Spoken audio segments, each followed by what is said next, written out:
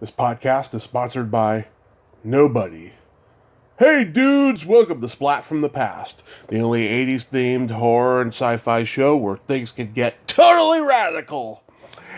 Now, today is the 1200th episode, and I will be interviewing Walter Egan, the man behind the 1977 classic song Magnet and Steel. He's coming on the show today to talk about that. The guy of course, is considered a one-hit wonder. However, he's had a pretty interesting career. I mean, he collaborated with Lindsay Buckingham and Stevie Nicks on that song and that album, Not Shy. He was a touring member of Spirit back in the 80s. And the last couple of years, he's had an album out about an unrequited crush on Pamela Des Barres, which triggered me reaching out to him because I've been trying to get Pamela on the show for a very long time, and I've been an admirer of her for years and stuff. So I thought it would be a great way to get in touch with Walter Egan and talk to him today and stuff. Like I said, it's the 1200th episode, and I'm just so excited. I know I say this every time, every milestone, but I didn't think I was going to get past 10 episodes, and those of you out there listening, the listeners, thank you so much for your love and support over the last 4 years. I'll be doing a 4-year anniversary show, in about 3 or 4 weeks. Don't know who the big guest is going to be, but we shall see. Maybe I'll even make a compilation video too. Who knows? So, here is my interview with Walter Egan. Good afternoon, Walter. Hey, Tommy, how are you doing? I'm great, sir. How are you? I'm great, also. Super. This is such a great honor. You're my 1200th guest today. Thank you so much for taking the time. Sounds like you've had a busy day. 1,200 guests in one day. It's been a busy 4 years, all I can say. 4 years, that's great. That's a pretty good run. Yeah. So, going back in time, I was reading that you were a sculpture major in college. Were you originally on the trajectory of sculpting art? Well, actually, I wasn't. I was actually on the trajectory of being a writer. I was going to go for journalism. And out of high school, I had gotten advanced placement English and history. And then when I went to Georgetown, they failed to give me the advanced placement English in freshman year, so I had to take freshman English again. Oh, wow. At the end of freshman year, they admitted their mistake, and they said, well, now all your English requirements have been satisfied. And at that point, I started thinking, well, I can be a writer no matter what I take as a major. And nobody really went to Georgetown to be an art or a sculpture major, so I thought that would be a unique way of taking my college years to someplace that would not lead to much of a paying job afterwards. But Yeah. no, I grew up in a fairly creative family. Both my parents were working in the advertising business in Manhattan. My mother was the copy director, and my father was the art director. Mm-hmm. And so, actually, my stepfather, but might as well call him my father for all intents and purposes at this point. And so they encouraged me. I was an only child, and they encouraged me to be creative in many different ways. And so, I began writing when I was in high school. Somewhere between freshman and sophomore year, I decided my role models would be Ernest Hemingway and F. Scott Fitzgerald. And I started keeping notebooks and writing poetry and stories. Mm-hmm. I went to a small high school, a Jesuit high school in New York called Loyola. And because it was small, there were a lot of opportunities. And I was also an athlete, so Yeah. I played 4 years varsity baseball and basketball, as well as becoming the editor of the literary magazine when I was a senior. Nice. So that drew me more than anything. And this was the early '60s, and I was struggling to let my hair grow out, and coming up against coaches and parents telling me to get haircuts. And so after I left high school, I was, thinking, well, maybe a career in sports isn't exactly what I want, although I thought for a while that it would be. Anyway, so I went off into the arts, and then, the art program was small, and yet it seemed like kind of an interesting place to be. So sophomore year, I decided to become an art major, and it went on from there. And the amazing part about that story is that the dean of the college at Georgetown at that time was also had an avocation to be a sculptor.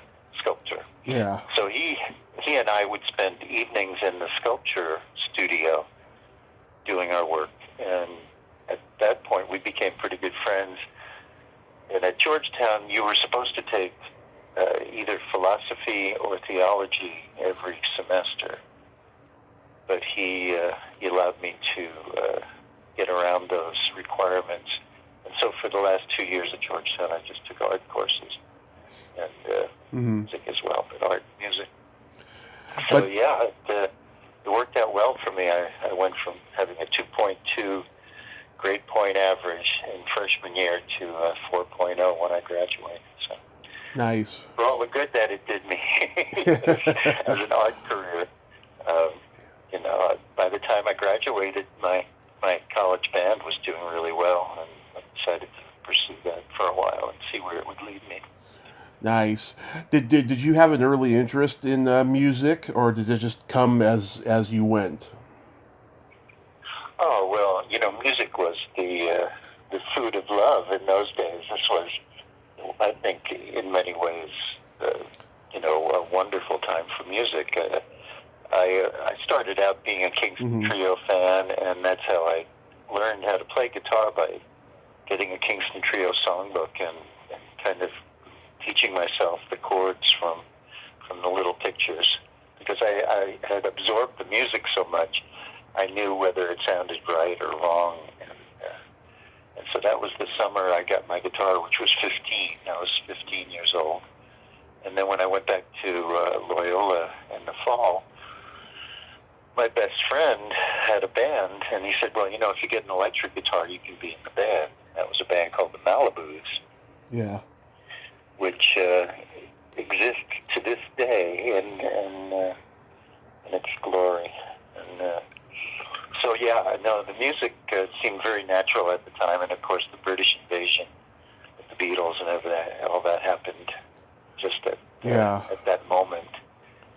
Which, and so being in New York City at that time, all these bands would come through town. I got to see the Beatles at Carnegie Hall when they first played there, and of course I didn't hear much. I heard the bass and a lot of screaming girls, but the excitement was there. And but actually, I think I'd have to go back to Elvis on Ed Sullivan as to kind of the spark that really made music kind of the inner monologue for me through my early years. From that time on, I guess I was about 8 when Elvis played on Ed, and so I devoured the music that I heard. And of course, in those days, there were 3 great radio stations in New York, and that was where you listened to music. With Murray the K and Cousin Brucey, and Mitchell Reed, and it was just some great stuff. As far as folk music, was very inspirational. Yeah, as far as folk music, were you into the new Christy Minstrels? I was a little bit. They were a bit smooth, I must say. It was Kingston Trio. It was Joan Baez, and then it was acts like Eric Anderson, and of course Dylan came along. And I remember seeing a concert at Forest Hills at the tennis stadium there in the summer between freshman and sophomore year of high school, which was Joan Baez, and of course I loved her as well. And in the middle of her concert, she said, "I'm going to bring up my friend Bobby Dylan." He came up and played Only a Pawn in Their Game and Masters of War, I think. Yeah. So it was, it was a pretty ripe time for music, that early mid-'60s, and as it evolved. Yeah, it was part of a revolution, especially after Kennedy was assassinated. Then rock and roll was reborn again. It seems it's a weird, interesting phenomenon. Well, it was.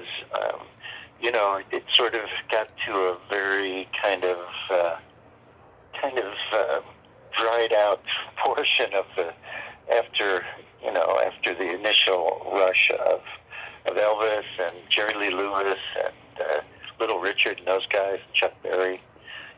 That really was pretty meaty stuff. And then various things happened to those guys, and it turned into Fabian and Bobby Rydell. And, yeah. In that late 60s period, late 50s period into the early 60s, that's when folk music had a chance to grab on to our consciousness, as it were. And I was going right along with it. The Kingston Trio, as kind of white bread as they are, I still love to listen to their music, whether it just reminds me of those days or, whether they just kind of hold up on their own. And then, of course, later on, I got to know John Stewart a little bit, who he wasn't an original Kingston Trio.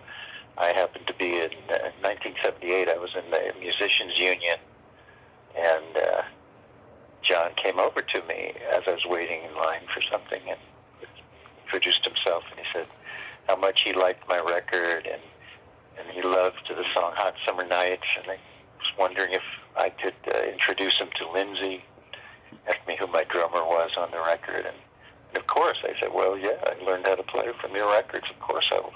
And Lindsay also did. Lindsay was a big Kingston Trio fan, too. Yeah. So, yeah, and then he went on to have a hit with that song Gold, which I think just exhibited how much he really did like Hot Summer Nights, because it was very much patterned on that song. In fact, the hit version of Hot Summer Nights was done by a group called Night.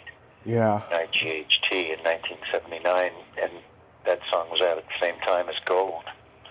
And one incident in particular, I was in a taxi cab in New York, and what I thought was Hot Summer Nights came on the radio, and I said, "Oh, turn that up, it's my song." Yeah.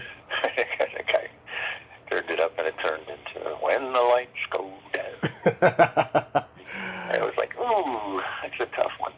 But, Yeah. I in some ways, I would have liked a little more of credit from John. But, karma comes and goes, and later on, that song, oddly, because it was so personal, Hot Summer Nights was very much about being in a band and trying to make it as a band and the camaraderie of suffering through it together. And, in 2009, Eminem wound up using it for his song We Made You. Yeah. I mentioned that it became the most covered song that I had ever written.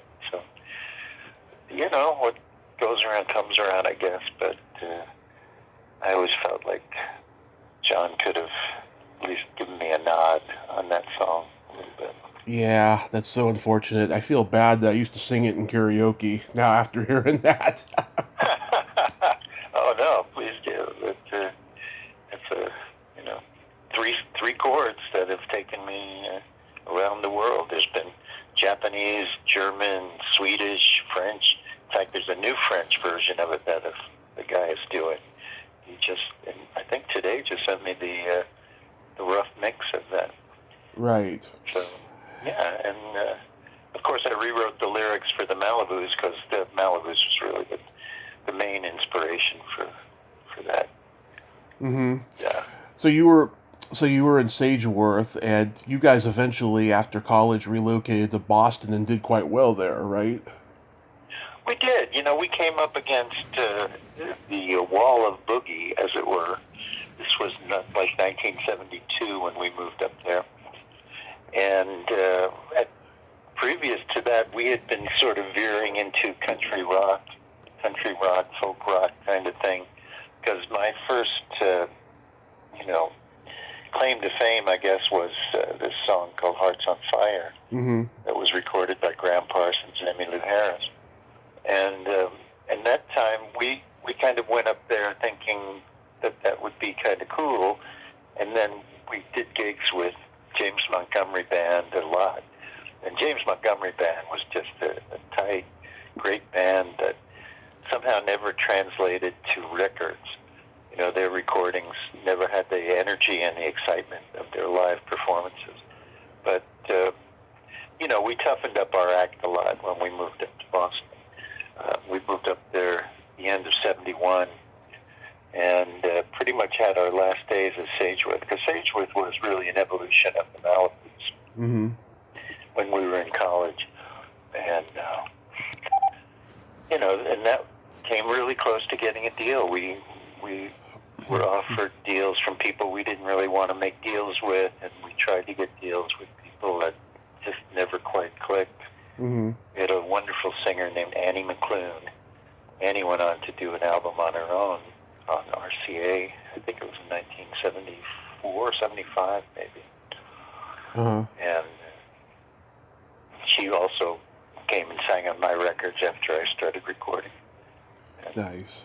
It was in my touring band. So yeah, Annie and I go way back. What year did you move to LA? I moved out there in April of 74, which kind of coincided with when Emmylou was moving out there to do her first album. I felt like at least I'd know her in town and I could hang out with her. But yeah, I had aspired to be in LA for a while. I loved the music that was coming out of LA, go all the way back to the Beach Boys, I guess, with that. But the Eagles and what was going on in those days, kind of that SoCal country rock kind of stuff that was happening. Jackson Browne, Linda Ronstadt. You were friends. Excuse me? Jackson Browne, Linda Ronstadt, they were all around. Yeah. Exactly. Well, Linda became friends with us when we were still playing around Georgetown. She and her band came in to have dinner when she was going to do a week at the Cellar Door. And the night before she opened at the Cellar Door, they came in and had dinner. And we were playing, and then they liked us, and they invited us to sit down with them. And we got to know Linda through that week. Annie and she hit it off real well. They were good friends, and we'd go to thrift stores together. There's a place called Value Village out on the northeast end of D.C. that we used to love to go to. This huge thrift store, and but more to the point, there was a guy named Chris Darrow who was her tour manager and played fiddle and mandolin and a little bit of acoustic guitar in her set. And Chris really liked our band, and he invited us to come to L.A. and have him produce us and do a deal with his manager's production company, it was kind of Serge Productions, it was called. And Sergio Mendez actually was the part owner of that production company. But Chris was a wonderful musician, and ultimately in 1974, when I moved to California, I stayed with Chris. Chris invited me to come and stay with him, but at the same time, Linda invited me to come and play guitar in her band, because she said her guitar player hadn't been working out really well. And that was about, maybe the winter of 73, 74. So by the time I got there in April of 74, Andrew Gold had been working out really well, and he really spelled a lot of her success over the next few years. He was a wonderful producer and had a great ear for the kind of Beatlesque production that he brought to her records. So yeah, and in fact, one other time when she came through town, she had what was the nucleus of the Eagles as her backup band, Glenn Frey and Don Henley. Mm-hmm. And so we got to hang out with them for a week. And in '74, Bernie Ledden was just about to leave the Eagles. And I wrote a letter to Glenn saying, hey, I'll be out there soon. Hold the spot open for me. And again, I was a little bit too late when Don Felder had taken that spot. But I met up with Don and Glenn down at the Troubadour. And Glenn was a really great guy, and he was telling me, listen, I know you're going to make it. Just persevere, man. Don't give up. Yeah. It's going to be fine. And I took those words to heart, kind of. And, you need a tough skin to be in certainly in the art of songwriting and recording, because ultimately it takes maybe one person really believing in you, right, generate the kind of belief that it takes to carry it through. And right. So Chris kind of had that belief in me, and when I got there, he was just about to do a tour of the UK. But his label, which was United Artists in England, somehow decided to pull their tour support for Chris with, like 2 or 3 weeks to go before the tour started. Mm-hmm. And I was there sitting in his living room, and he said, how would you like to be my band? And I was like, well, okay, sure. I've dreamt my whole life of moving to LA, but why not? Let's go to England for a month. And it was fun. We opened for a band called the Man Band, mm-hmm. who were kind of termed the Welsh Grateful Dead. They kind of a jammy kind of, couple of guitars. Yeah. Glennard was one of the guitarists, and I loved Deke's solo work as well. Nice. But yeah, we did that tour, and his A&R guy in England was a guy named Andrew Lauder. And Andrew, 2 years after that, was in L.A. when my band, at that point, it was called The Wheels. We played an opening, it was one of those open mic nights at the Troubadour, where you get to do 6 or 7 songs. And he was there. After that performance, that was February of '76, he offered me a deal. And I said, oh, great, you mean the band, right? And he said, no, just you. And I'm like, oh, okay. Well, and up to there, I had been very insecure about my own singing voice. And even though I had written the majority of the songs we played that night, I had only sung one of them. But he I guess, saw something and offered me the deal. And the other guys in the band were pretty good about it, even though I was sleeping on their couch at the time. Mm-hmm. It made a little bit of an awkward situation, but hey, I moved to LA to get a deal. That was the front of my mind when I moved out there, and so yeah, this was 2 years after having moved there, and there it was, and I couldn't refuse it. And that deal, after we started trying to find producers for those sessions, because it was a 3 singles deal, which meant 6 tracks. I could record 6 songs, and to do that, we needed a producer. Mm-hmm. I was aiming high, like Brian Wilson or Todd Rundgren or John Fogerty, and through the happenstance of having done demos at a place called Sound City in Van Nuys, our engineer, Dwayne Scott, said, well, what about Buckingham Nicks? I think they're interested in doing some production. And I had no idea who that was. Yeah. I said, no, listen to this record. They gave me the Buckingham Nicks record, and they're in Fleetwood Mac now, but, they want to keep their identity outside of that band. So that's kind of how that came together. And once they were in there, Fleetwood Mac was starting to get much friction or traction, I guess the word is, trying to going to make it in Southern California at that point. And their name added to mine helped generate a 6-album deal with Columbia Records.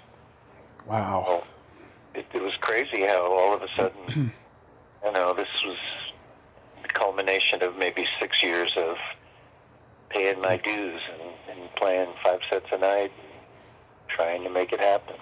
Yeah. All of a sudden the doors were starting to open, which was, a wonderful thing. Yeah.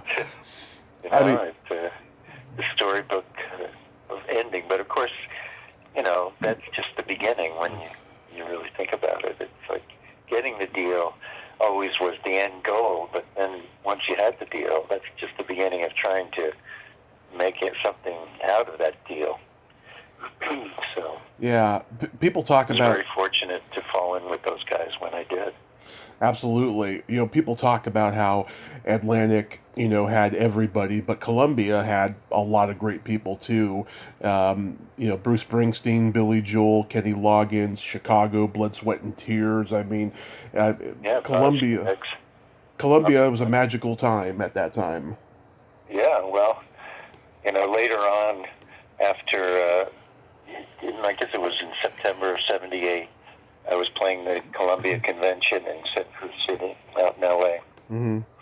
And I had a meeting with the bigwigs, which was Walter Egan and Bruce Lundvall, who were the president of CBS and Columbia, respectively, at that time.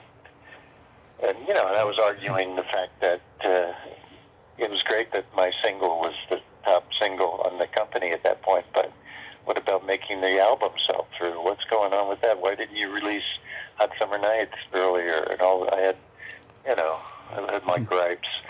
And Walter Yednikoff, in his wisdom, turned to me and said, it took us 4 albums to break Billy Joel. It took us 4 albums to break Boz Scaggs. We break artists at Columbia, and if CBS can't live up to its BS, nobody can. It's like, well, thanks for that vote of confidence.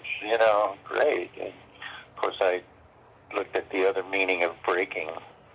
Like, you're breaking me by making me have to, the word, we'll go back and do the next album.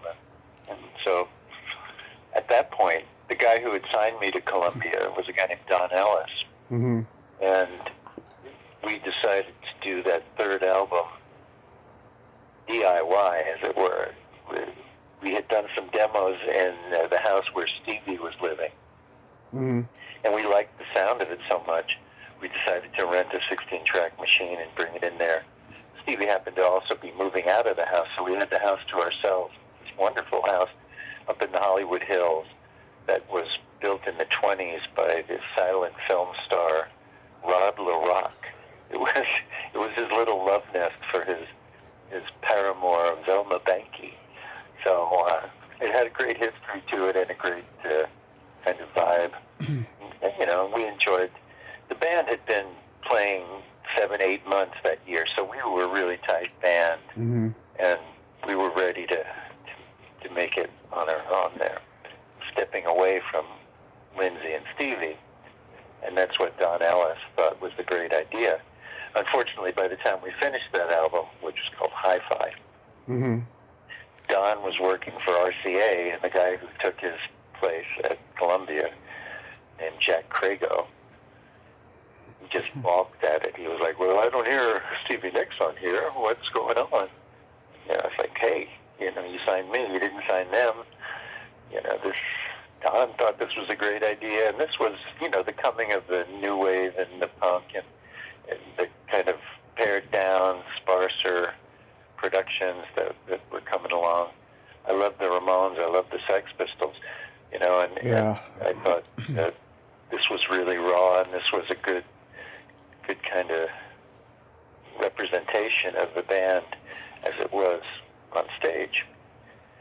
Mm-hmm. They didn't believe that at Columbia, and he kind of pulled the rug out from me as I did the foreshortened tour in 1979, Mm-hmm. where I would meet up with these people who were friends from the previous year when Magnet was riding high.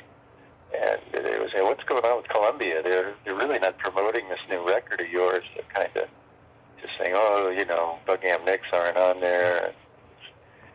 And so I was getting pissed off at Columbia at that point, even though I had 3 more albums on my deal. Mm-hmm. Tried to get out of the deal after that 3rd album, and they said, no, we'll find the perfect.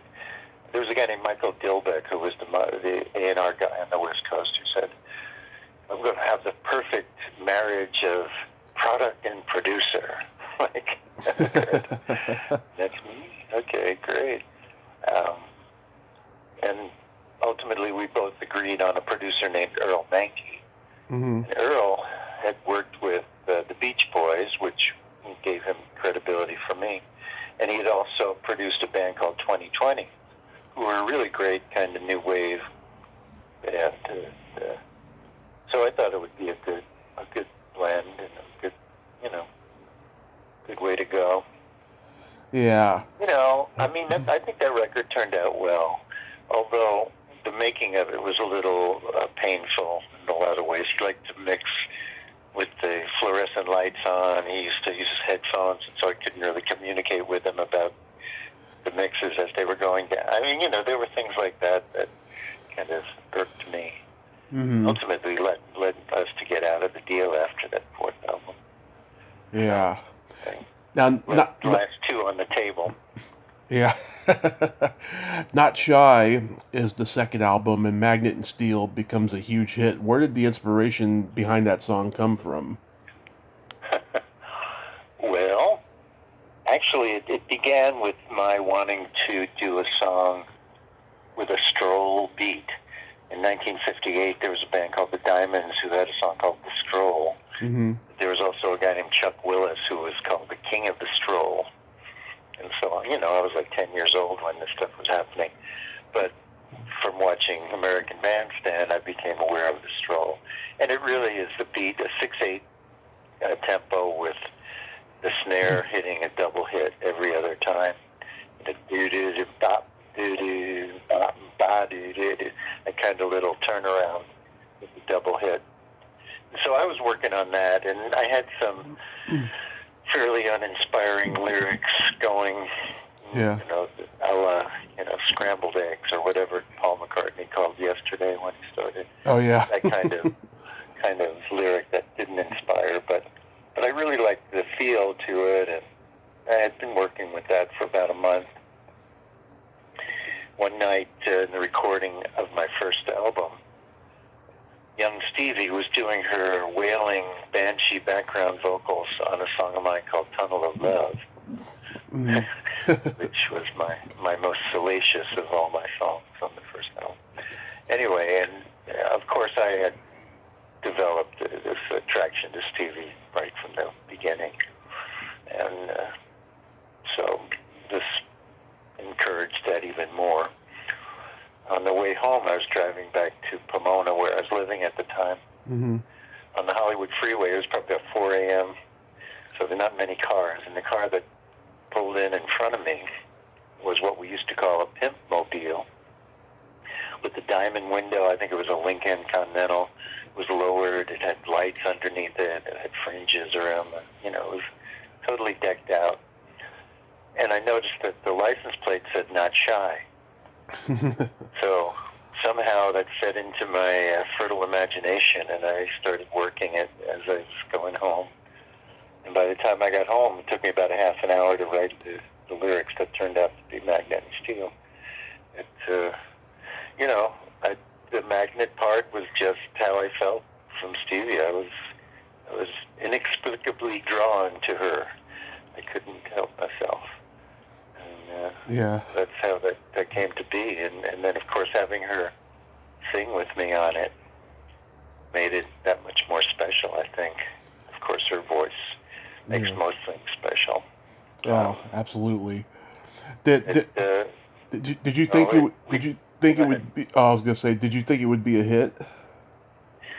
I didn't think of it in those terms in those days. I had a moderate success with some of the singles from the first album. Not really anything closer than in the 50s to the top 40 anyway. But as we listened to the full album of Not Shy, Mm-hmm. which was of course produced by Lindsay, Richard Dashett, and myself. So Stevie wasn't involved in the production on the second album as she was in the first album. It seemed to stick out like a sore thumb to people. Yeah. Even though there's some of the other songs on there, of course, Hot Summer Nights, a song called Make It Alone, I think is great, and Just the Wanting, and, so... The Blonde and the Blue T-Bird, I like that song. That has inspired some interesting things to happen also. Just thinking back about this fan of mine who actually followed my career when I moved here to Tennessee. Mm-hmm. Used to come from Pittsburgh to most every gig that I would do, and she would drive down in a blue T-Bird with license plate Mag and Steel on it. So it's interesting where songs will take you. But yeah, that was pretty much the consensus as the song that should come out as the single first.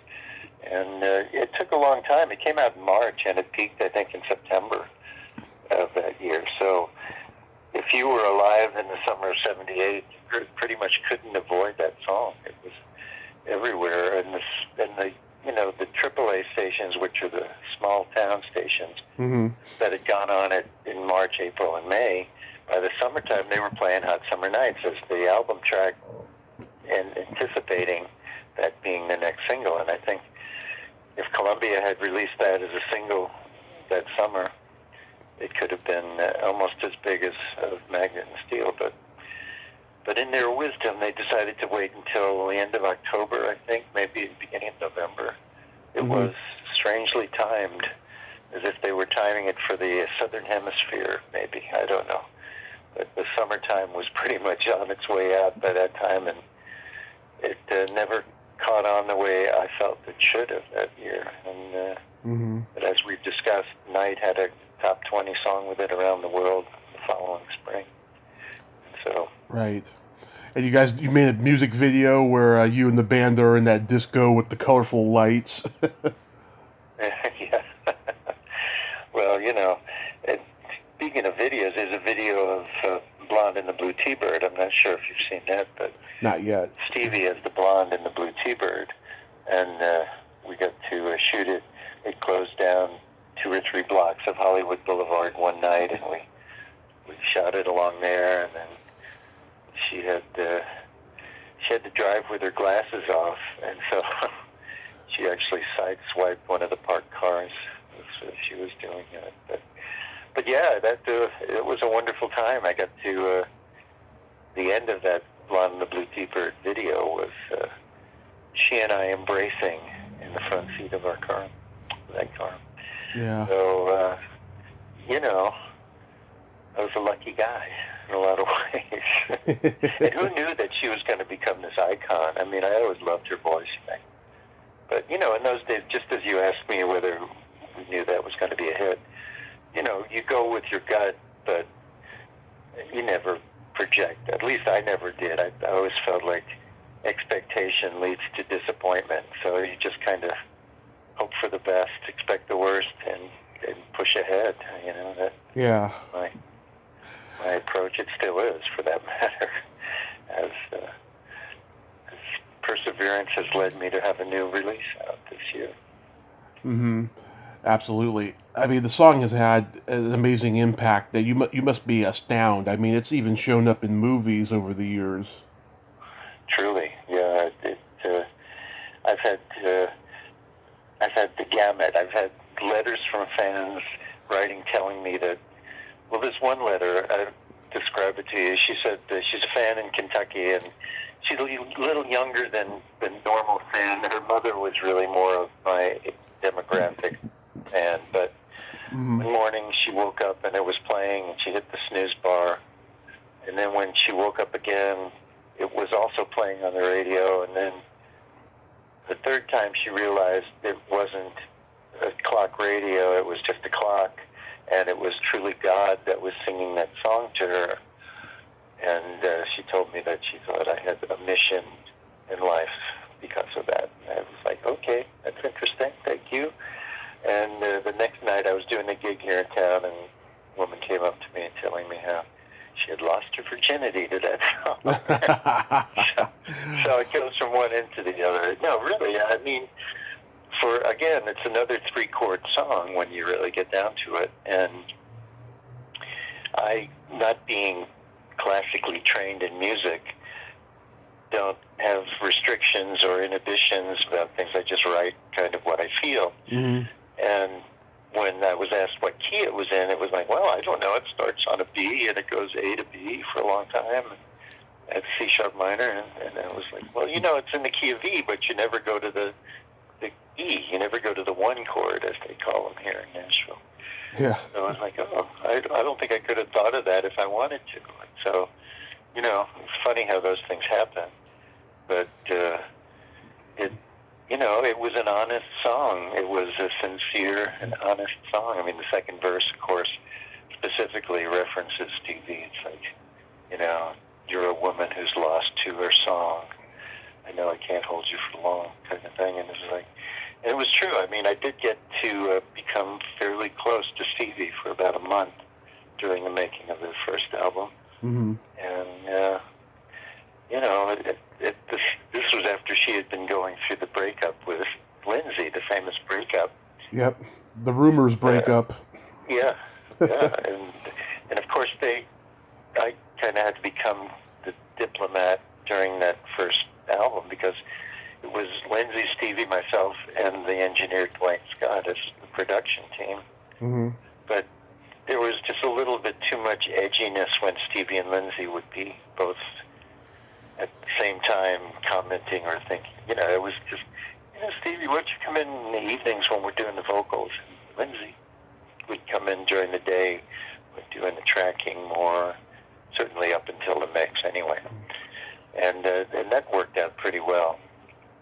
Mm-hmm. But, it was strange. And of course, the second album, the story of Hot Summer Nights is actually almost as good as the story of Magnet and Steel. Mm-hmm. During my tour in '77, where I was supporting the Fundamental Role tour, Fundamental Role album, before I went out on the road, Stevie played me this song. She said, Fleetwood Mac doesn't want to do this song, but I really think it's a good song. Mm-hmm. And of course, I'm still trying to impress her. When point, and I'm going, well, I like it. Let me do it. I'll do it on my tour, which I did. I did in all my sets. I did the song "Sister of the Moon." Of course, hers is "Sisters of the Moon," but I called it "Sister of the Moon." Yeah. And when it came to do the Not Shy album, we were running the song down in the studio, the big room at Sound City. Mm-hmm. And Lindsay came in and he was going, what is this you playing? And I was like, oops. Well, Stevie played me this song, and I thought it was just really good, and I thought it'd be a great closer for the album. And he kind of looked at me for a minute and rubbed his chin and was like, I don't think it's a good idea. In fact, I know it's not a good idea. Why don't you go home and write a song to close the album? Sure. I'll just go home and write a hit. And it was the middle of the summer. It reminded me of how the summertime was a great time to play with the Malibus when we could only do music and not have to worry about school. So, 3 chords later, the next morning we recorded Hot Summer Nights. And as I mentioned earlier, it's gone on to become the most covered song that I've ever written. And, it pays to listen to Lindsay, I guess. But, you were in Lindsay's video for Trouble. Mm-hmm. I was. Yeah, that was kind of fun. Yeah. Even though we all had to wear white. Yeah. Which is anathema to the rocker these days. You have to wear black. Yeah. But, that was a fun shoot. And I was happy that he asked me to be part of it. Yeah, Lindsay and I hit it off on a lot of levels. Not only the inspiration for how our musical taste with the Beach Boys and the Kingston Trio, Yeah. but you know, my middle name being Lindsay, and there were always just these weird connections. He's about a year younger than I am, but we experienced a lot of the same stuff growing up on separate coasts. Sageworth, in a lot of ways, was like Fritz, their band on the West Coast. Stevie and Annie McClune, their birthday falls within a week or two of one another, same age and everything. So there were a lot of cosmic connections that kept, you know, going off as we got to know one another. And Lindsay used a couple of my woodcuts on Out of the Cradle for the liner notes on there. So, yeah, you know, I miss those guys. There was, you know, as you go through your life, I think you know, you connect with just a few people, really connect. And, you know, of course I connected with John Zembetti and the Malibus and in the early days. And Right. Annie McClune kind of later with Sageworth. But Lindsay, you know, I kind of miss the connections that I had with him, just hanging out and talking and having fun with him. We had some good times. Yeah, they're both from my hometown of San Mateo. Oh, wow. I did not know that.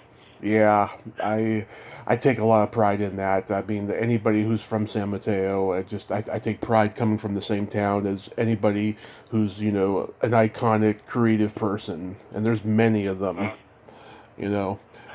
Yeah, yeah. Now, was there what was it, Keystone Club in San Mateo, or was that in Palo Alto? I think Palo Alto. I think that was Palo Alto, yeah. Yeah, because we played the Key in San Francisco. There was one, I think, and there were like 2 or 3 of them that we played up in Northern California. Yeah, it's not the same anymore. No, I'm sure. Of course not. I was in San Francisco. Some friends of mine, a guy named Dave Jenkins, who's from Pablo Cruz, and his wife Jamie Kyle, who's a songwriter and singer. They have a place in Stinson Beach, and I got to do some stuff with them a few years ago, and get to hang out a little bit in San Francisco. And, you know, I aspired to be in San Francisco back in the glory days of the late 60s. Yeah. But never quite got there. But one of the first gigs I did was in Berkeley. I opened for Blondie, I think. Wow. And that was been 77. And then I opened for Procol Harum at the old Waldorf. Wow. Which, as I recall, it had a lot of reflective surfaces. It was hard to have a good sound in that room. But Eddie Money, who also was on Columbia, Oh, yeah. came backstage after that gig, and he was befriending me because I was the new kid. I met him in 2010. He came to the San Mateo Fair, and I got his autograph after the show. Yeah, he was cool. Yeah, Eddie was a good guy. You know, I miss him. In the 80s, you became a touring member of Spirit. How on earth did that happen? Strangely that came about through. Okay, well, after I had some success with Magnet and Steel and sort of had a little bit of leverage, Columbia, I tried to get John Zembetti and the Malibus as kind of a singles deal with Columbia. We recorded a couple of tracks, and that led to the Malibu's revival, as it were. And we wound up doing an album in '81 on Rhino. And one of the guys who was playing in the Malibus, the new Malibus, was a guy named Scott Monahan. He's a great singer and player. He's a keyboard player. And he went on to play with Spirit for a number of years. And then I guess it was 85, 86, he came to me and said, how would you feel about playing bass for Spirit? They were looking for a bass player. I said, oh, I love Spirit. I love those songs. I'd love to, you know, a gig is a gig, and I thought that might be a fun gig to play. And it actually was. I mean, Randy was a wonderful player and a great guy to be around. He was sometimes a little bit spaced out, as it were, when he would be acting as tour manager as well as guitar player and buddy in the band. And then, of course, Ed was a legendary drummer. I felt like at that time, between his age, he was like 64, 65, I think, when I was playing with them. And I was certainly 40-something at that point. And, you know, I thought we had the oldest rhythm section in rock, although I suppose the Stones probably always had us beat. But, yeah, so it came about that way, and I loved playing bass anyway. I considered myself a bass player, as, you know, I had played bass back in Sageworth when we had a 5-man group, and the other guitarist and I would switch off on guitar and bass. So I always thought like a bass player, and being a Brian Wilson fan, I used to pay a lot of attention to how he played. Yeah. So, and I loved being a bass player that played with a pick, which was always, you know, kind of, oh no, you can't play bass with a pick. And, well, I do. But I loved it. It was about, I guess, 2.5 years I played with them. Huh. And we did some fun shows. We played a Woodstock revival outside of D.C., Virginia, where there was like a Jimi Hendrix imitator and a Buffalo Springfield revisited, which I guess might have been, I don't know, Richie Furay, not Richie Furay, the drummer for Buffalo Springfield, I think, was making that band in those days. Uh-huh. But Country Joe was there, and Country Joe, of course, had been in Woodstock, and I got to go to Woodstock for the Saturday portion of that show, the original, and so I was saying to Country Joe, you and I are the only two who really were at Woodstock, you know, because Spirit never played Woodstock either, of course. Yeah. But yeah, you know, I've loved that. I've had the opportunity to play with a lot of bands who, you know, as a songwriter, I love a lot of genres of music. And when I was living in New York in the 90s, I played guitar and sang with a band called Randy and the Rainbows. Yeah. We're famous for a song called Denise. In fact, they and I are also in the book called One Hit Wonders. I think they were the last doo-wop group to make it into the top 10. Yeah. I got to play here in Nashville. I got to play with Wanda Jackson on 6-7 shows. Wow. So that was cool. I got to rehearse with Jackson Browne when after the Linda and the Eagles thing didn't happen. David Lindley was Chris Darrow's brother-in-law, and he said, well, you know, and I had met Jackson because Sageworth did a show with, I guess it was in February of 72, we played at the Bitter End in New York. Mm-hmm. And the owner of the Bitter End, Paul Colby, wanted to manage us, so he designed it so we could do a 15-minute set for the run of this show, which the headliner was Sandy Denny from Fairport Convention, along with the wonderful guitar player Richard Thompson. Right. And Jackson Browne promoting his first album. So I got to hang with Jackson back then, and so he knew me, and I got to know David Lindley when I was living around with Chris in those early days in California. And then in 75, he said, Jackson's looking for an electric rhythm player who'll sing a few harmonies, which I thought I could do that. So I had actually already moved back to New York, not knowing whether I was going to make it in California for the Christmas season of 74, going into 75. And I drove back out to California and started rehearsing for the Late for the Sky tour. Mm-hmm. I loved that album a lot. And, you know, I think, you know, to me, Jackson Browne is one of the best. He's a poetic songwriter, but he's also kind of got a tough edge to him, and he's just, very much someone who I'd always admired. Mm-hmm. So it was great to be able to rehearse with him, which I did. We rehearsed at the mission house up there that his father or his grandfather had built, Yeah. where he was living at the time. And as it evolved, Jackson wanted to play more and more of electric guitar himself, and wanted me to play more and more of acoustic, and wanted me to sing more harmonies. And at that point, that was before I had hit my stride as feeling like I could sing. I was still very insecure about it, and so I was very tentative. And after about 2.5 months of doing those rehearsals, we both realized that it really wasn't working out well. So I backed out at his request, so to speak. And, Good for you. of course, that opened the door for me to get my deal, and so you never know what's behind the next door that you open. Exactly.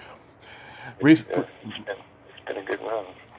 Recently, in the last few years, you've recorded an album about Pamela Des Barres, and I listened to the podcast you did with her recently. I laughed, and I thought it was entertaining.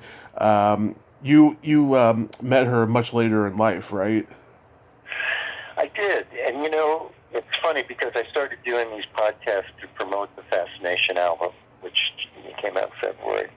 Mm-hmm. And I realized, I really need to just write all this stuff down. So I've actually been going through my old journals and all my old notebooks and trying to reconstruct my past, which isn't always a pleasant experience. There's a lot of times that you're left forgotten, I think. Yeah. But one of the things I found where I had first met her, when I was doing a tour with the Brooklyn Cowboys, which was a country rock band that I was in New York, and also my early days here in Nashville, with a guy named Fred Perry, who coincidentally was Richard Perry's brother.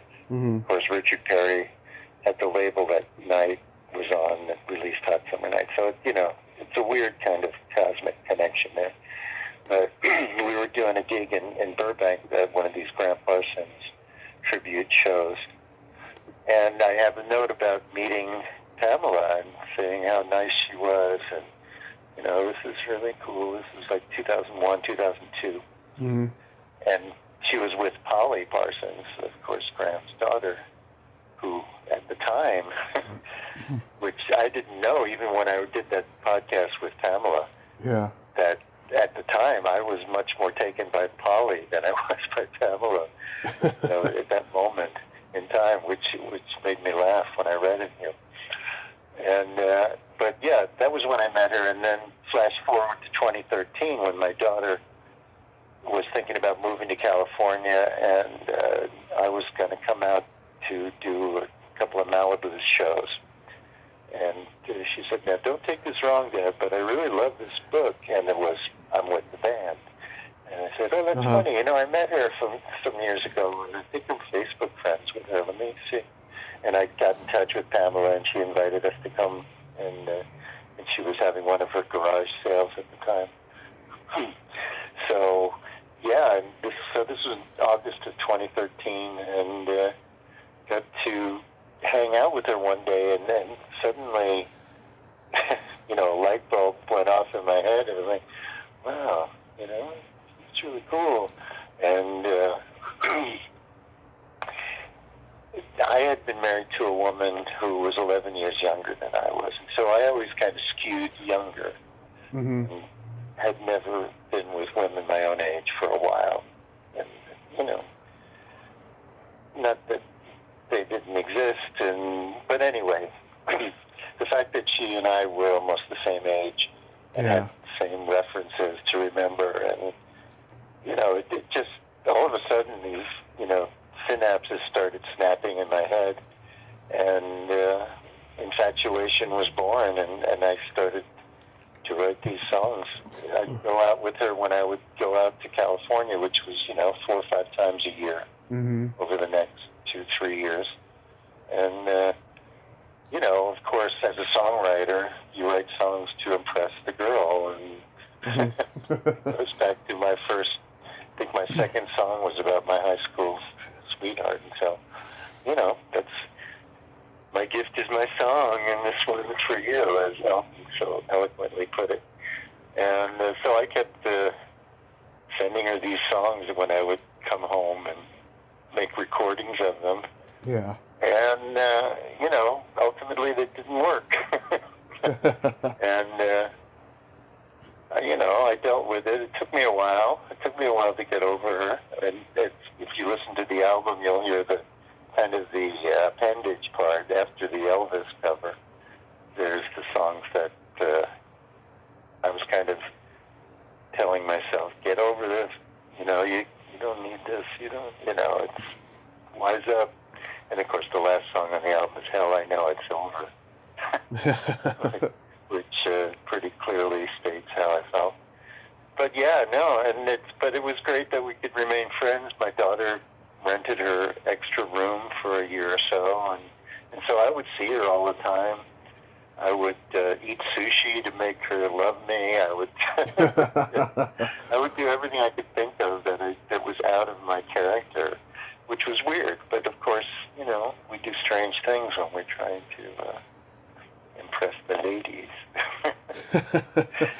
Yeah, I think she's amazing. The way that she takes something that is frowned upon by the world and normalizing it the way it should be normalized is it's so commendable, Well, yeah, and I think that's what drew me to her. Of course, having grown up with a very strong woman as a model, I guess, my mother being that, a feminist before the word existed and, making her way in the man's world and all of that.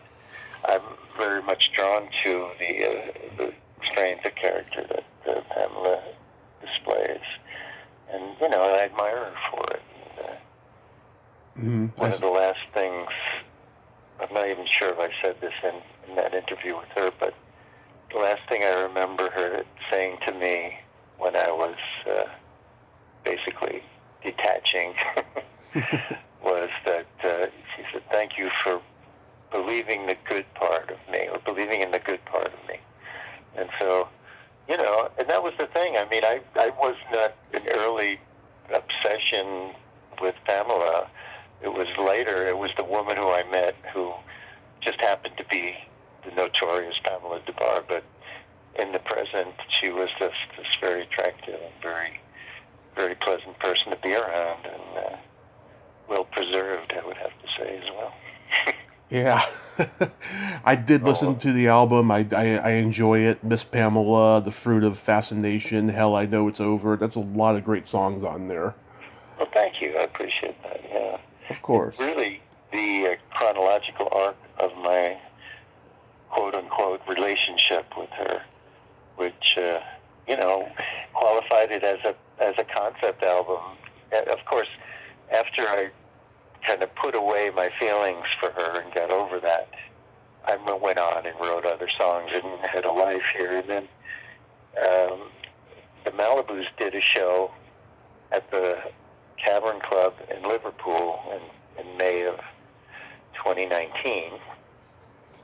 And Robert Coleridge, who had put out a couple of my albums 20 years ago, happened to come up and see me, because he's like one of the only people I know in England, and so I always get in touch with him when I'm over there. And I gave him, a stack of CDs with all my new songs and stuff on them. And so, and that was almost a year later that, well, actually it was when COVID started, when the whole shutdown came in March of 2020. I happened to have a dream about him. I had dreamt that he had a helicopter suspended outside of his apartment window. It's a strange dream, but I thought it was funny, and I sent him a text about it, and he came back and said, "It's funny, but you know what? I'm starting the label again. And what is this Pamela album?" And I said, "Oh, well, it's never really meant to be an album, but and then it grew from there, and it took it was the carrot dangling in front of me for the entire quarantine that I still had a career in music going on here, and it finally came out last February.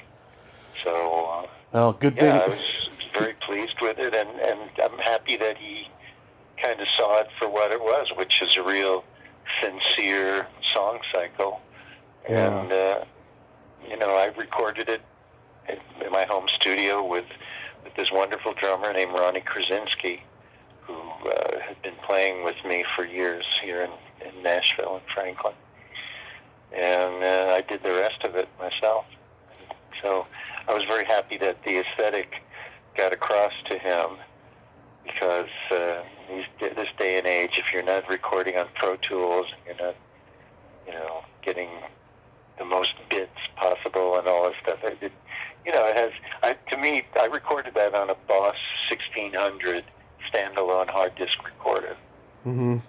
which to me was kind of somewhere between digital and analog. It had faders the way I used to have, and I knew what all the built-in plugins were, and I could manipulate it, and it felt good when I did it. I've ever since I got that, actually, which goes back to maybe 2004, I've been making these home recordings, and I think Ronnie's drumming is the part that makes it stand out from, having the drum machine to play along to make a demo out of a song. Mm-hmm. It became performances that got captured pretty well. So yeah, it was pretty cool. It is. So leading up to COVID, were you teaching? Well, teaching is a big word for what I have done to have a reliable stream of income through the years. So I was doing teaching. I started doing way back in 1989, 1990, when I was living in Burbank. Mm-hmm.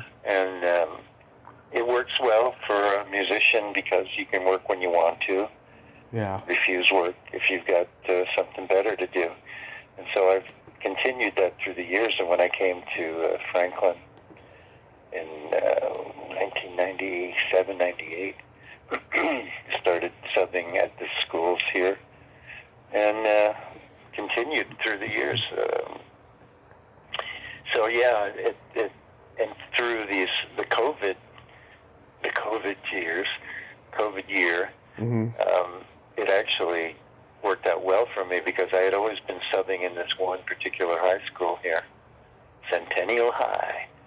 And so they knew me, and I knew the kids, and I would often do shows there for fundraisers and things.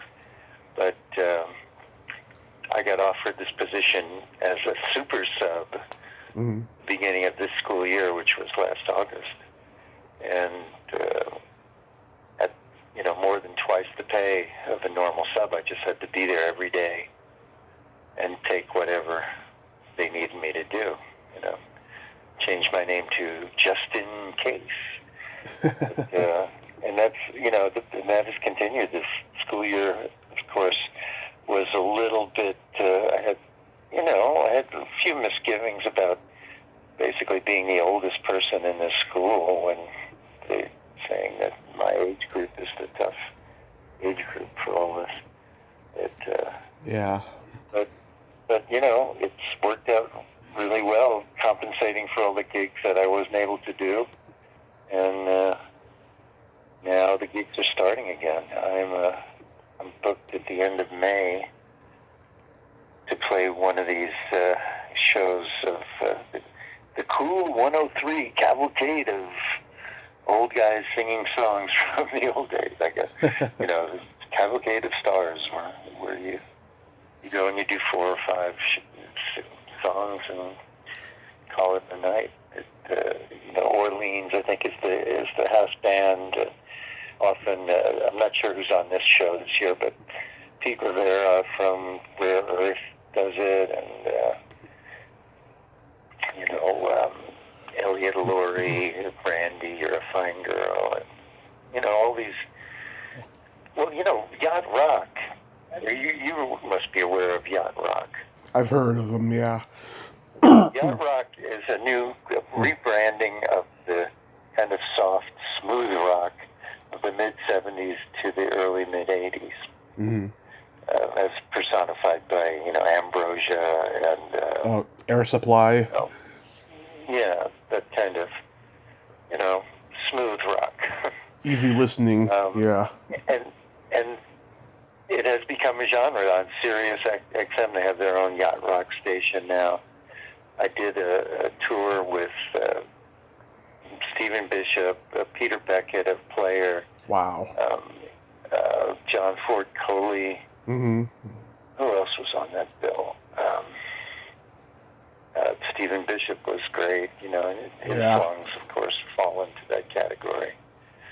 And people turn out for it. They love it. It's like a whole new, younger audience coming to these songs because it has this new name and it has this kind of cool connotation. So it's been wonderful that Magnet and Steel falls in there. I think my songs are a little harder edged than most of these what so-called yacht rock songs. But heck, it's okay. A gig is a gig, and so that has been a nice little kick in the career over the last few years. There's a band out of Atlanta called the Yacht Rock Review, and they were the first to show me that term. And they're just a cover band, but they're a really good band, and they draw really well in their hometown of Atlanta. Mm-hmm. Robbie Dupree, Jeff Carlisi from 38 Special, all these guys do these shows. So, I prefer doing my newer stuff. I prefer playing with my band here that I have, the Walternative Band, as I call it. Mm-hmm. Some great players in that band. Ronnie Krasinski plays drums, and Chris P. James is the keyboard player. He's also doing the new Burrito Brothers, Mm-hmm. who I got to be part of that band as well. And so, I've been able to satisfy a lot of my musical hungers, from Spirit to Wanda Jackson to, even Jackson Brown, even though we only rehearsed. But Mm-hmm. yeah, it's been a pretty good life, and it's hopefully even more. I think I have at least 2 or 3 more albums in the can, not to mention the new ones that I'm writing. Yeah. So, as Stephen Wright said, I plan on living forever. So far, so good. Yeah. So that's kind of my philosophy of life. I think. Yeah. That's one of my favorite lines from him. It's true. Love it. Yeah. Well, I'm glad that you got the gigs opening up again and stuff. Are you scared at all with with COVID? I mean, have you been vaccinated? Yeah, I'm fully Pfizered. Yeah. And yeah, and actually at the end of May, I'm going out to California. We're doing some Malibu states. We're opening for Peter Noon, Herm's Hood. Nice. And that's always fun. He and I are the same age, actually. Yeah. And he puts on an amazing show. He's great energy and a great performer.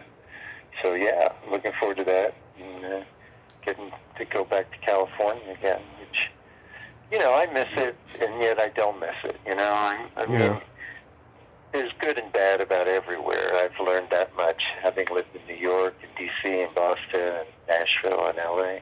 Mm-hmm. It's what you make of it, I think. Have you ever been over here to Reading?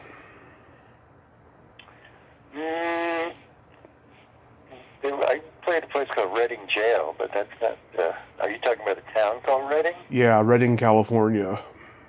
It sounds vaguely familiar. I wonder if Brooklyn Cowboys tour might have gone through there back in 2002, 2001, 2002. Mm-hmm. But why do you ask about Reading? I was just curious, I mean, I'd love to come see a show that you do. Oh, yeah, well,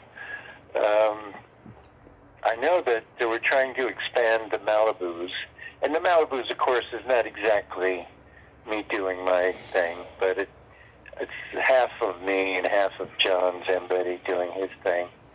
But it's a really good band, and that guy Scott Monahan, who played in Spirit, is also in the band. Dave Chamberlain is a wonderful bass player that plays there. But I think John, it's really John's band, the Malibus now, and we've done, I guess, 6 albums, 6 CDs. We just put out Queen's English 2. When we were in high school, we said we do everything from surf to English sound. And so I guess it was in 2010 when we did the English sound album, which we called Queen's English, with the apostrophe after the S, because I grew up in Queens. So this new one is QE2, is what it's called. And I think John is trying to expand us a little bit out of the circuit that we play there. We play a place called the Saban in Beverly Hills. We play a circuit of clubs called the Canyon Clubs. Mm-hmm. One is in Agora, and one is in Montclair, one is in Ojai, and we try to. He's very much fixated on opening for these kind of legacy groups, I guess you'd call them. We played with. Oh, God, who did we play with? We've actually opened for the Happy Together tour and the Turtles British Invasion tour that they had. Mm-hmm. It's fun. I would prefer to be doing my own stuff, and so I'm hoping if this album gets enough traction to maybe tour behind that, and in that case. Is there a good venue in Reading to play? The only venue I'm aware of, because I even before COVID started, I didn't go out much because I've only been here 4 years. But there's a place called the Cascade Theater that I hear is really good. Well, the closest I came to there was a friend of mine was doing shows in Berkeley at an art center there that I would come in and do. Solo. It's me and my guitar, or me and John doing some shows. But he moved to Florida, so I don't know. But if I go where they ask me to go, and I'd be happy to play anywhere. But you never know. I'll keep you posted, though. Oh yeah, I would love that. Well, Walter, you've been such a great guest today. I want to thank you so much for coming on and being my 1200th guest. And like I said, I hope the gigs go very well for you. And if you happen to come this way, I'll come out and see you. Yeah, and let me know when this airs or whatever you call it. Oh yeah, this will be out by tonight. Oh, okay, cool. Well, great. Thank you, Tommy. I appreciate it, and thanks for the interest, and keep up the good work. My pleasure, sir. I will sure try. All right. Have a great day. Yourself. Okay. Bye-bye. Bye-bye. Well, there you have it. Walter Egan. Ain't he a cool dude? A nice guy, really humble, great insight into his passion for his music and, performing live and all of that. And, of course, Miss Pamela. That was a really great 1200th interview. Thank you, Walter.